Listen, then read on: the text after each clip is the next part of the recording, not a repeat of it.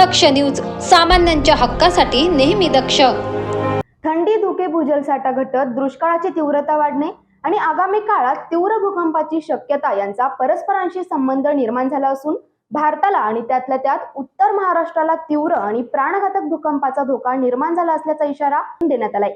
यावर अधिक गांभीर्याने जनहितासाठी संशोधन करीत सतर्क राहणे आवश्यक झाले.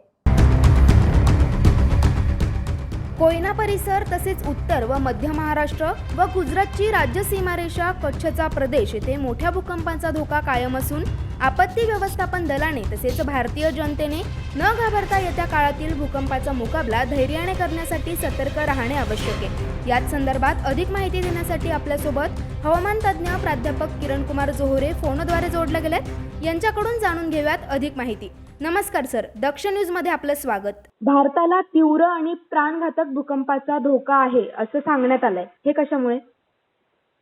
भारताच्या ज्या टेक्टोनिक प्लेट आहेत त्या हिमालयाच्या दिशेने मूव्ह होत आहेत आणि ज्याला सूर्यावरच्या कंडिशन म्हणता येतील तर सूर्यावरच्या कंडिशन पण चेंज झालेल्या आहेत आणि या याच्यामुळे जी काही पूर्वीची जी काही टेक्टोनिक प्लेटची मुवमेंट होती त्याच्यामध्ये मोठ्या प्रमाणात बदल झालेले आणि त्या हिमालयाच्या दिशेने मूव्ह करत आहे. त्यामुळे भारताला भूकंपाचा जो धोका आहे तो ग्रॅव्हिटेशनल डिसबॅलन्समुळे वाढलेला आहे आणि हा धोका जो आहे तो हिमालयाच्या पायथ्याशी, हिमालयाच्या अलीकडे पलीकडे असं दोन्ही बाजूला आणि महाराष्ट्राच्या बाबतीत बोलायचं झालं तर महाराष्ट्रामध्ये उत्तर महाराष्ट्र आणि गुजरातचा जो भाग आहे बाउंड्रीचा तो कच्छचा प्रदेश, कोयनाचं खोरं, त्याच्यानंतर मध्य महाराष्ट्र या ठिकाणी महाराष्ट्राला धोका जास्त आहे.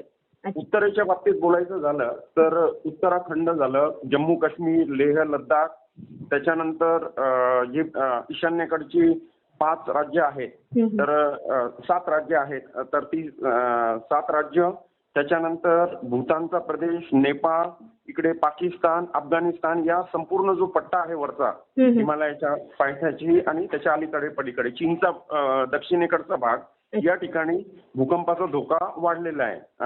ईशान्य भारताच्या खाली बांगलादेश आणि म्यानमारमध्ये देखील भूकंपाचा धोका वाढलेला आहे कारण पूर्णच्या पूर्ण जी काही टेक्टोनिक प्लेट आहे ती वरच्या दिशेला जाते. असा याचा परिणाम पण होतो आहे आणि हा परिणाम असा आहे की महाराष्ट्राच्या बाबतीत बोलायचं झालं तर 80 ते 82% महाराष्ट्राचा जो खडक आहे तो बेसाल्ट टाईपचा खडक आहे आणि या टेक्टोनिक प्लेटच्या मुवमेंटमुळे ज्या भेगा पडलेल्या आहेत त्या भेगातनं भूगर्भातलं पाणी जे आहे ते अजून खाली निघून गेलेलं आहे.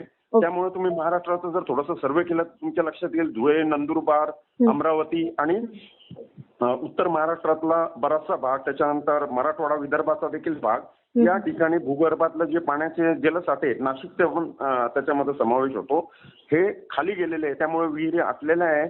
त्याच्यानंतर जे कूपनलिका ज्याला म्हटलं जातं, हँडपंप ज्याला आपण म्हणतो, त्याच्यातलं पाणी सुद्धा गेलेलं आहे. काही ठिकाणी जे आहे ते म्हणजे अहमदनगर सारख्या भागामध्ये तर अक्षरशः काळपट किंवा गढूळ, कडवट अशा पद्धतीचं पाणी जे आहे ते यायला लागलेलं आहे आणि काही ठिकाणी तर पाणीच गायब झालेलं आहे अचानक. सो आपल्याला या टेक्टोनिक प्लेटच्या मुवमेंटमुळे फक्त भूकंपाचाच धोका नाही वाढलेला तर आपल्याला दुष्काळाचं देखील तीव्रता जी ती पाणी जे भूगर्भातलं जे आहे ते कमी झाल्यामुळे जाणवणार आहे. सध्या थोडंसं धुक्याचं वातावरण आहे आणि थंडी पण वाढलेली आहे. याचं कारण टेक्टोनिक प्लेटच्या मुवमेंटमुळे जे घर्षण होत आहे त्यामुळे त्या घर्षणातनं जे काही पाण्याचं बाष्पीभवन होत आहे त्यामुळे आर्द्रता वाढलेली आहे.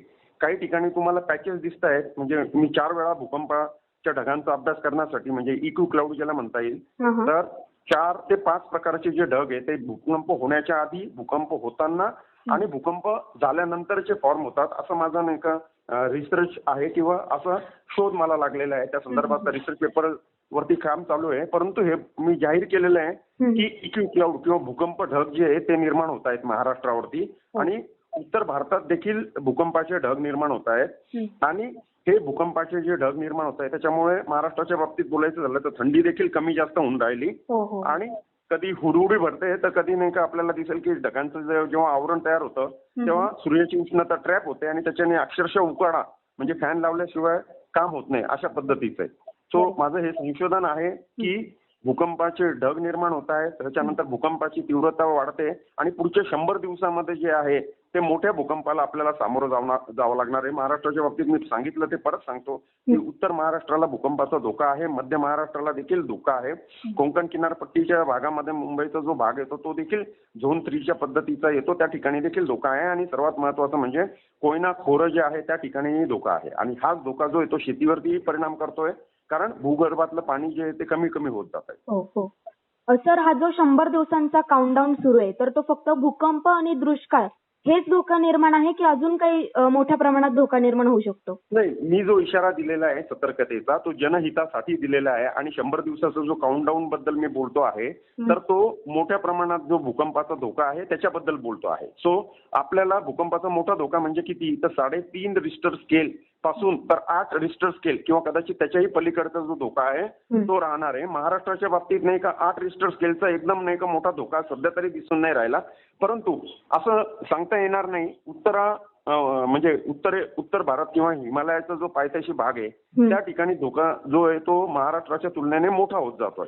सो आपल्याला मोठ्या भूकंपाला सामोरं जाण्यासाठी तयारी करायची आहे आणि आपल्याला तयार राहावं लागेल. धैर्याने या परिस्थितीला आपल्याला सामोरं जायचं आहे. आणि सामान्य नागरिकांपासून घेतली पाहिजे सर? नागरिकांनी यासाठी काय खबरदारी घेतली पाहिजे? हे बघा, सामान्य नागरिक म्हणजे सर्वात पहिलं तर मला हे दिसतंय की पाण्याचा जो जलसाठा आहे, दुष्काळी परिस्थितीला सामना करायचा म्हटल्यानंतर पाणी जे आहे ते आपल्याला वाचवावं लागेल. तर आपल्या घरातले नळ जे असतील ते रिपेअर करून घेणं, प्लंबर पकडून, हा पहिला भाग आहे. दुसरी गोष्ट अशी की फ्लश टँक आपण वापरतो, 5-5 लिटर पाणी एका वेळेस नाही का फ्लश करतो. तर येत्या काळात आपल्याला दुष्काळाचा सामना जर करायचा असेल आणि पाणीच नसलं तर कसं होणार आहे, हा भाग आहे. त्यामुळं फ्लश टँकचा वापर न करता आपण नाही का जर समजा बादलीतल्या मगाने पाणी टाकलं तर तो एक भाग होऊ शकतो. हे दुष्काळाच्या बाबतीत आपण काळजी घेऊ शकतो. पाण्याची बचत करणं गरजेचं आहे. लिकेज जे महानगरपालिकेमध्ये बऱ्याच महानगरपालिका असा आहेत अपवाद वगळता की ज्या ठिकाणी पाण्याच्या नाही का पाईपलाईन कुठून टाकलेली आहे हे स्मार्ट सिटीमध्ये सुद्धा माहिती नाहीये लोकांना. आणि त्याच्यामुळे पाण्याची गळती होते मोठ्या प्रमाणात. म्हणजे मुंबई, पुणे, नाशिक, नागपूर, ज्याला आपण संभाजीनगर म्हणतो, अशा मोठमोठ्या शहरामध्ये अनेक भाग जिथं आहे की जिथं नाही का 43% ते 50%, काही ठिकाणी तर 60% पाण्याची गळती होते. आणि ही भयानक परिस्थिती आहे. तर हा दुष्काळाचा भाग आहे, कारण पाणी जे आहे ते भूकंपाच्या टेक्टोनिक प्लेट ज्या मुवमेंट होत आहे त्याच्याने खाली जात आहे. हा एक भाग. नागरिकांनी दुसरी एक काळजी घ्यायची की आपण ज्या ठिकाणी झोपतो तर त्या ठिकाणी डोक्यावरती आपल्या भांडे पडणार नाही किंवा जड वस्तू पडणार नाही याची काळजी घ्यायची आहे. त्याच्यानंतर बऱ्याचदा भूकंप होत असताना लाईट चालली जाते. सो चार्जेबल बल्ब जे असतात की लाईट गेल्यानंतर पण ते ऑटोमॅटिक चालू होतात. तर तसे बल्ब जे आहे ते आपल्या घरामध्ये नाही का वापरता येऊ शकतील. वृद्ध, त्याच्यानंतर ज्याला आपण म्हातारी माणसं म्हणतो, गरोदर स्त्रिया, लहान मुलं, यांना मानसिक धीर देणं गरजेचं आहे. त्यांना भूकंप होणार अशी भीती न घालवता आपल्याला कसं तयार होता येईल अशा पद्धतीचं त्या ठिकाणी प्रशिक्षण देणं गरजेचं आहे शाळा महाविद्यालयांमधनं.